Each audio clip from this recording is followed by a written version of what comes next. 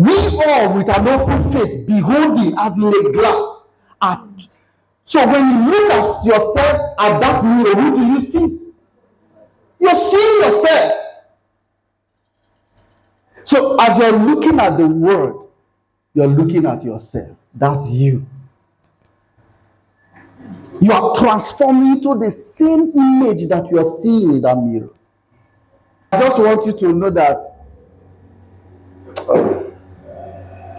it is important to understand that there is a huge difference between what?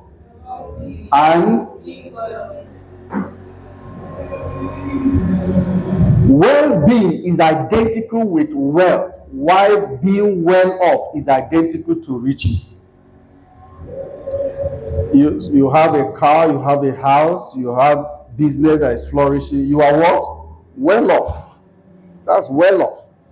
But well-being is what I'm just explaining to you. Is identical to wealth.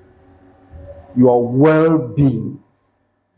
Your well-being. You are holistic. You're wealthy.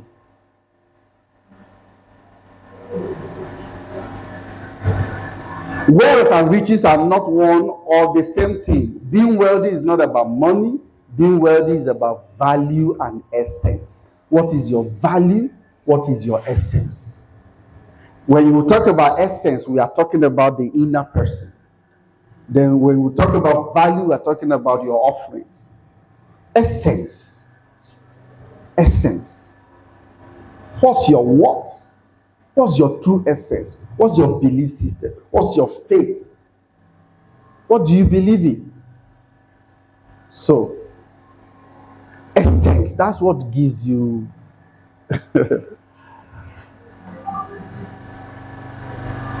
So when I finish the day's assignment and I get home and I'm tired, what I should be worried about? Oh, I've not prayed. Do I need to pray so that the enemy will not attack me? Because that's the basis of many people's night prayer. So that the enemy will not attack them. And if that's the reason why you pray at night, that prayer is useless. It's a useless prayer. You should come to a fellowship with God. Take away binding of demons. People don't have prayer point. Meanwhile, prayer is fellowship. Communion.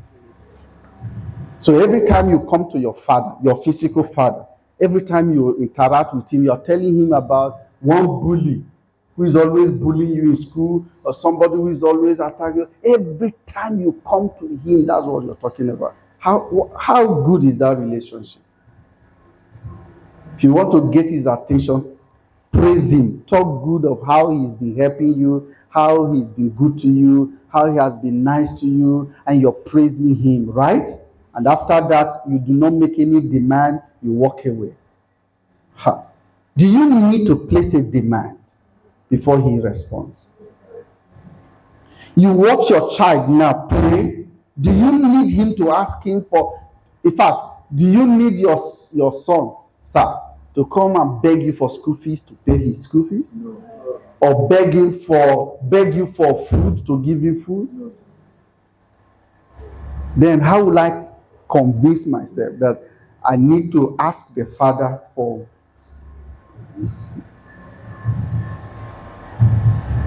If that's the reason you pray,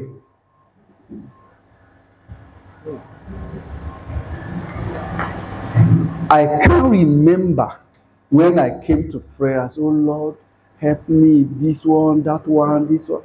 I just praise, as in, just, if you people, I have sisters from our company that are here, they know my pattern of prayer. Lord, thank you for this, thank you for this, thank you for this, thank you for this. And then prayer is over. I just need to thank. I just need to be praiseful. And my heart is praiseful. Have a posture of praise and thankfulness. Because he knows what you are in need of.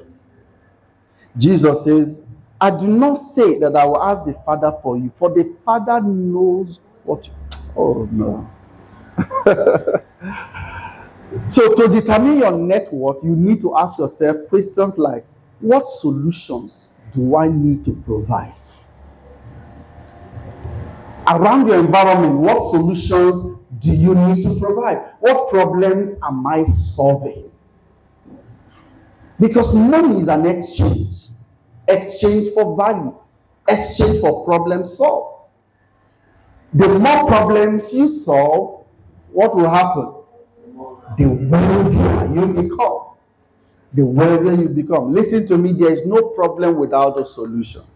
The appearance of the problem is evidence that the solution is around. Right? In fact, inside the solution is embedded the answer, the solution. There is no question that doesn't have an answer within it. The problem is the answer comes before the problem. So people, before the question, so people don't take notes. Take for instance, teacher provides you the answer before he supplies you the questions, right? Mm-hmm. That's how life happens. Life provides you the answer before it supplies you the questions. But people are not quick to recognize that these questions carries the answer within it, because the answer had been around. It's not far from it. The answer has been around. So don't run around. It's been there.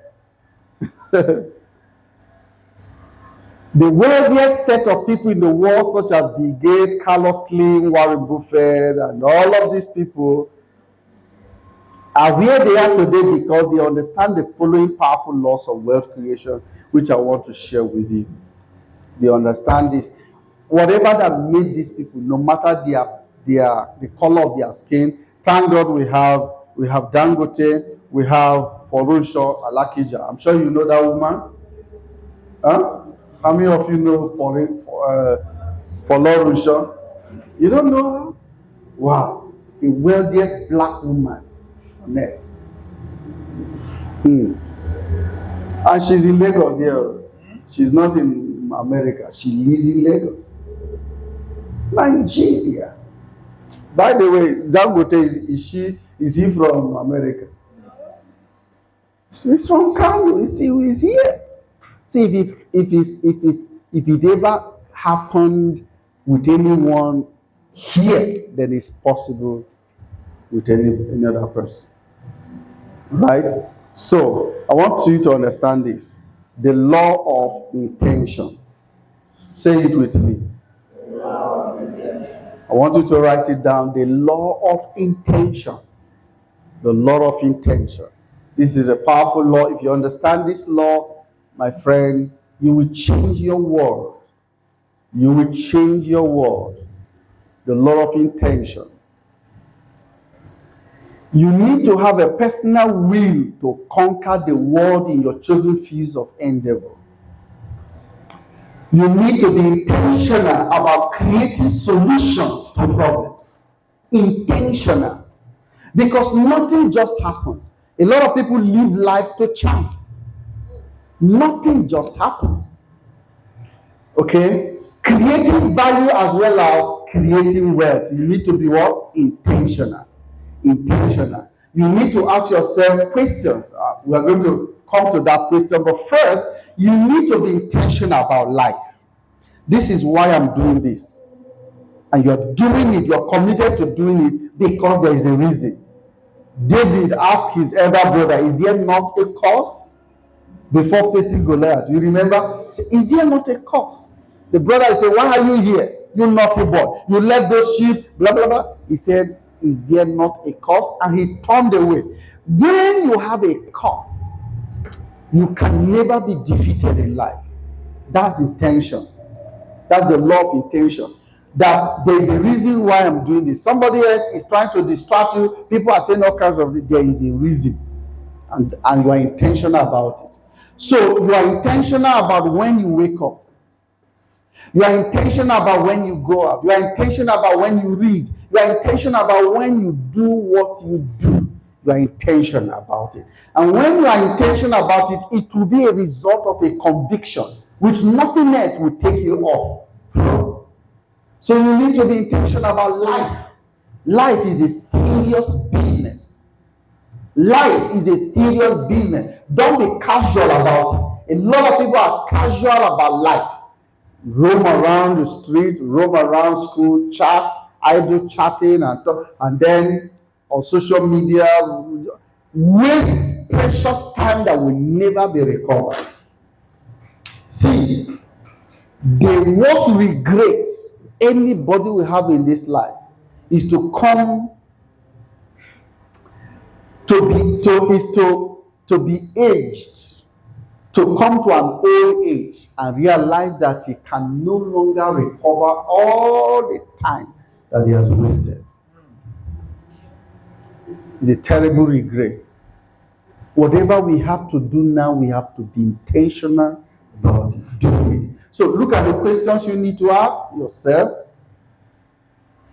Do I have a personal will to succeed?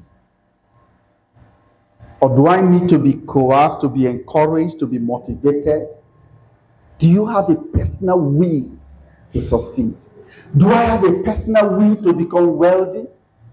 Or somebody still needs to push you, to convince you, to tell you, oh, you need to try, you need to study, you need to do this, you need to, and somebody is encouraging you. And you're saying to yourself, I have my life to live, I have my life. How much of it do you want? What personal mandates and command drives you? Or you're just living life to what you hear on social media? Social media has become a model for a lot of lives, and they are wasting their lives every day. Because people you are looking up to on social media don't have their lives to put together. Scattered lives, scattered destinies, and they are modeling people. What are you modeling? Okay, your answers to this question will give you insight on how intentional you are to create wealth. So, do you have the personal will to succeed? Do you have the personal will to become wealthy? Some of you will say, well, I nobody in my family is wealthy, so be careful of what you see consistently. What you see consistently becomes normal to you. What becomes normal to you becomes your reality.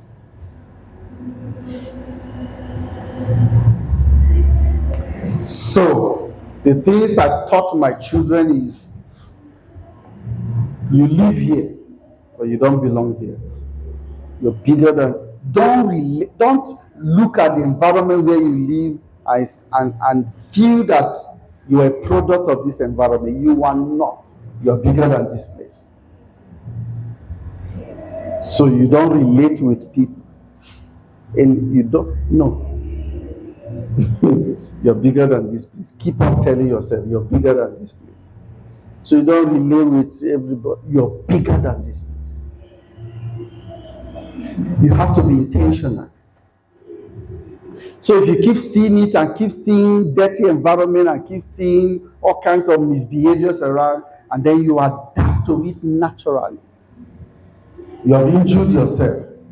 You have to refuse to acclimatize with the climate around you. You're bigger than it. You see people who are just roaming, they're just making nonsense out of their lives. All of a sudden, and people are preached and taught that people are product of their environment. Because you see people around you, you want to do what they do, but you have to be careful because it's deceptive. You are not a product of your environment. You're a product of your decisions and your choices. So, number 2 is the law of attention. The law of attention. Wealthy people have identified their specific fields and have remained there consistently over the years. In other words, what you do, pay attention to it. Do it consistently. It must produce for you. I've told you that everybody is holding your money, but you don't go demanding it. You have to provide something they need then they will willingly bring the money in their pocket and give you. You don't need to beg for it. You don't need to ask for it. Provide what they need. They will give you their money. So, they have not gone outside of their field to provide solutions to other problems. You don't need to go outside of your spheres. It's still within your reach. So they have stayed, giving attention, and have remained focused within their identified fields. Many focus on their challenges and miseries rather than their ambitions and opportunities. Did you hear that? An average African focus on what? Challenges and miseries. They will tell you 1,001 reasons why things are so hard around them. Government is, leadership of the government is, people are, my uncles are, aunties are. So they have reasons why they are where they are. African leaders, Africans generally, they have reasons, they have challenges, they have miseries, and so they rationalize. That's why I am where I am. So they have excused themselves from wealth. Okay? Many focus on their challenges and miseries rather than their ambitions and opportunities. Don't focus on your weaknesses, on your challenges, because you will magnify them. Focus on opportunities. You may not have all it takes to explore them, but focus on them. Solutions will appear. All right? Also, avoid everything that weakens you and only give attention to those things that strengthen you. Never you be friend to anybody who consistently reminds you of your weaknesses.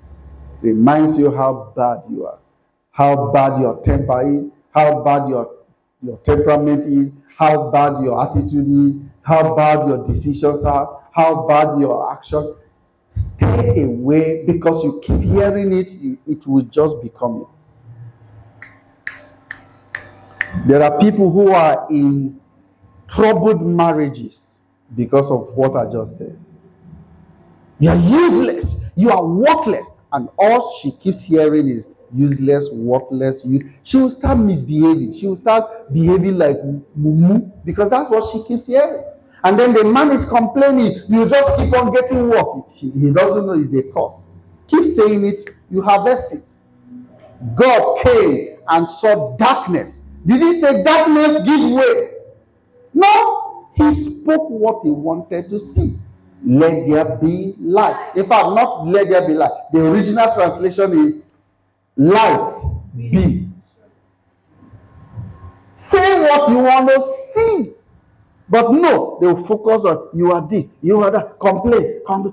And that's what you keep harvesting.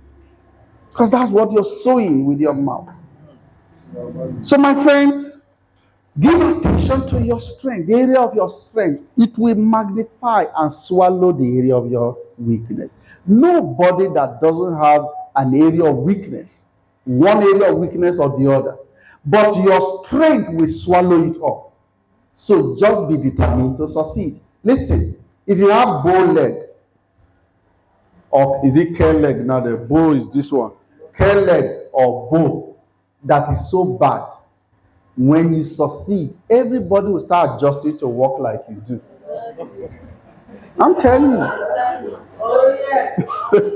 I'm telling you. So just focus to succeed first. That thing that people call weakness, people will start imitating it. So pay attention to your strength. Run away from anybody that reminds you that you are worthless, that you are not beautiful. When I was growing up as a little guy, I did a picture and put it by my bedside. So I get up in the morning and say, "Guy, you are handsome." I speak to myself. You are a miracle going somewhere to happen. You are a great man. I have not ceased to speak to myself that same way. And that's the same thing I teach my children. You are great. It's a rule in our family, no matter what, because children will always be children. No matter what they do, you cannot abuse my children. No matter how angry, swallow it and be silent. But never you speak the wrong words. Are you hearing what I'm saying to you? Yes, sir. You can discipline and not say the wrong words. I discipline you and show you reason why I'm disciplined, but you can't catch me with the wrong words. And the same thing with my relationship, business relationship, and all of that, you can never catch me with the wrong words. People that I work in the office are here. You can't catch me with the wrong, no matter how angry you have made me. Are you hearing what I'm saying to you? Yes, sir. Because I value everybody around me. And I know that words are seeds. You sow it, this person you have spoken to may just go home and be crying through the night and you are not aware that you have broken somebody. So stay away from such people. Number 3 is the law of energy and passion. The law of what? Energy and passion.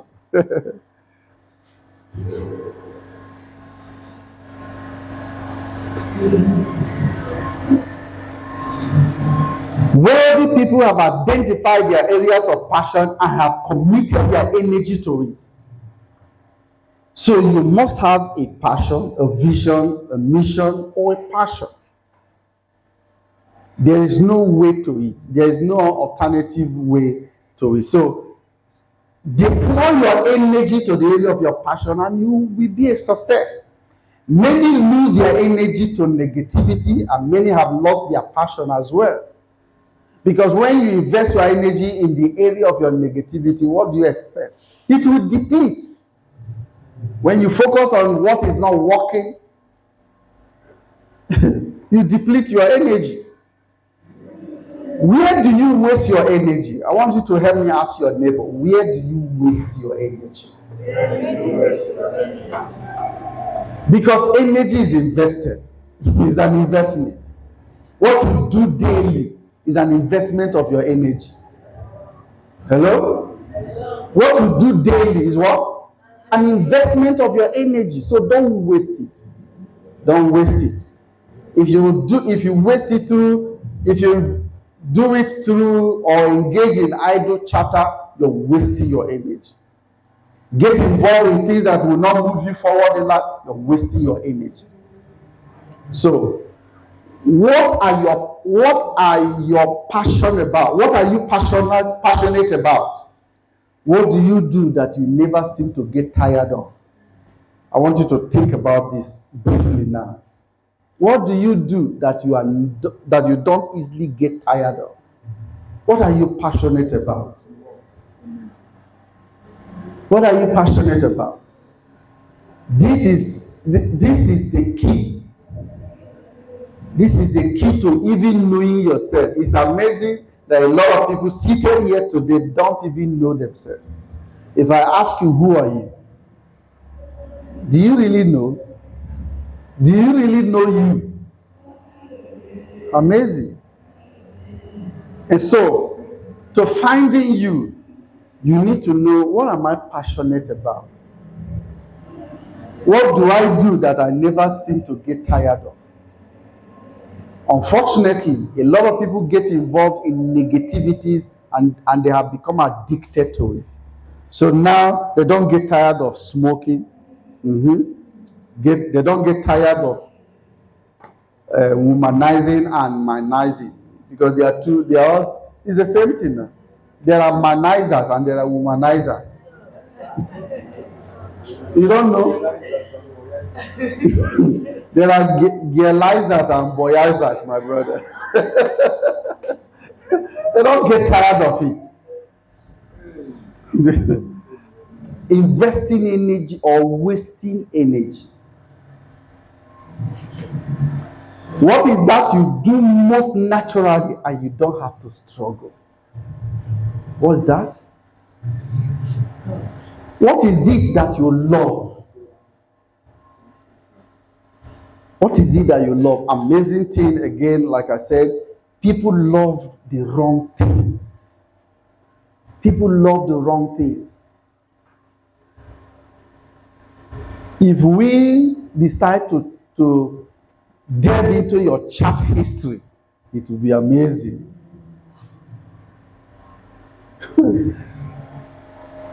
Focus therein, because therein lies your wealth. That is, if it is the right thing. If it's the wrong thing, change. Because people get what is addiction?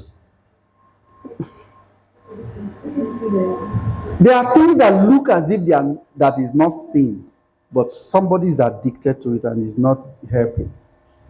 Okay, I was chatting with a lady and she said she cannot do without Pepsi. Pepsi. Every day. So at one point, somebody spoke to her. She now decided to just start disciplining herself. 3 days, she said her body was pushing her. She couldn't just survive. She had to. I said, what is the difference between you and the person who is a cocaine? It's the same thing. It's the same addiction. There's no difference between you. You see, now it looks harmless, but it's the same. If you can be addicted to anything, it's a problem. It's a problem. Anything, whether good or bad, is a problem. So, you have to be balanced in life. If not, So, okay, for instance, I have someone who is addicted to reading and listening to audiobooks, right? Isn't it good? It's good. But this habit now affects his relationship with his family. That the wife has no access because he's addicted to either reading or... Isn't it a problem? That which is good has become a snare. You just need to create a balance. So, stay focused on that area and give all your time, energy, and attention there. Your energy flows where your energy grows. Did you hear that? Your energy flows where your energy grows. All right. Number 4 is the law of belief. I told you that the strongest thing in this life is this word, believe.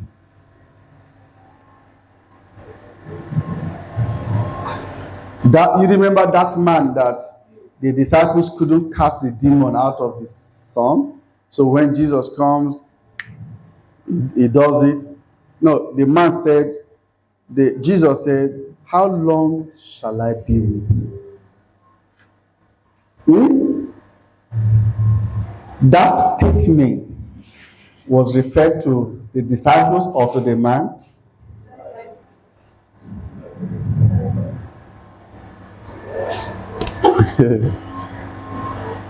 What if I told you it was referred to the man?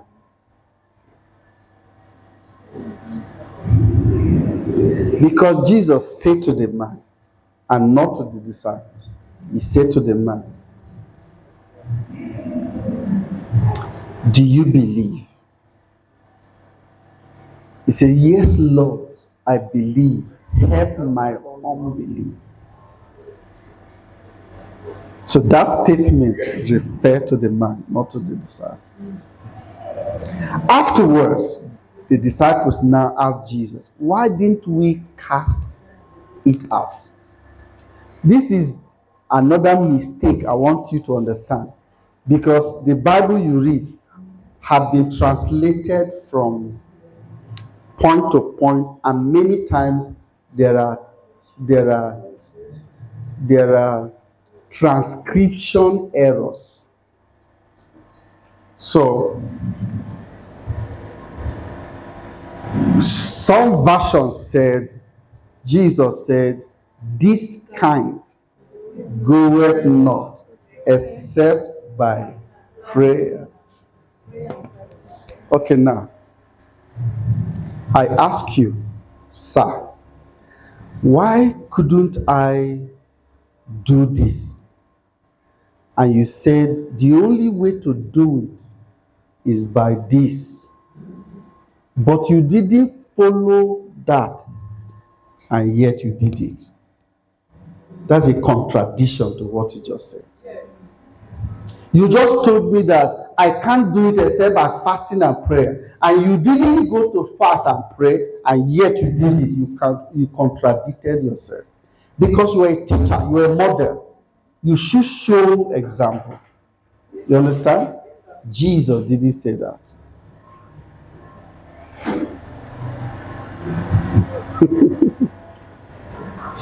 He didn't say that. So, people now go and fast 40 days to come and cast out a demon. When you ask, they say Jesus said this kind. I said the question to ask is, what is the definition of this kind? What is the definition of this kind? Is this one you're dealing among the this kind? Belief system.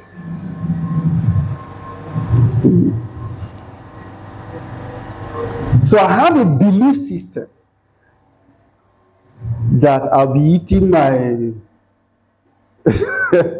what do you call it, semo and egusi, and cast out devils. No matter the weight of the devil, it is one devil that was defeated on the cross. No matter its manifestation, is one devil, and it's been dealt with on the cross. Defeat, disarmed. You read that scripture? Colossians chapter 2. He disarmed. Some people said when God chased devil out, he didn't collect power from him. Jesus disarmed principalities and made a public shame of.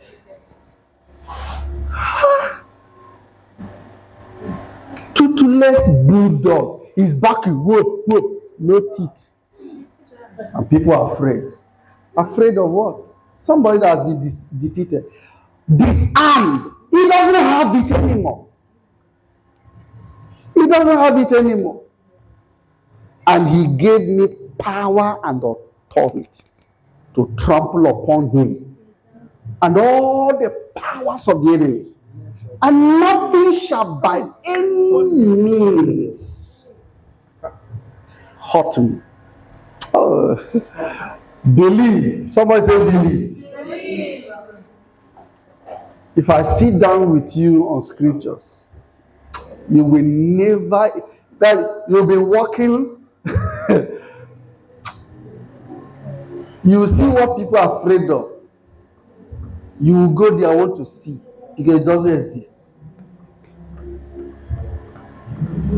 I hear what I'm saying to you. The law of belief is a strong word that, depending on what you're focusing on, what you believe, will determine what you become. So that man cried out and said, I believe, Lord, help my unbelief, because that was the only reason why it didn't happen. So the only reason why you will not become what you want to become is if your belief is shifted. But if you believe it, nothing is impossible. Nothing is impossible to him that believes, to those that believe. Nothing. What is the meaning of nothing, sir? Cha-cha. Nothing is nothing. It's impossible. So whatever dream, whatever vision, whatever ambition, whatever it is that you want to become, nothing is impossible to him that. That's why I told you that it's stronger. In fact, this word believe is strong. It's so strong. It's so strong. Right where you are now, God forbid, but we are making analysis. You receive a text message that tells you that somebody did not die at all. What is your reaction? Your reaction is a response to your belief.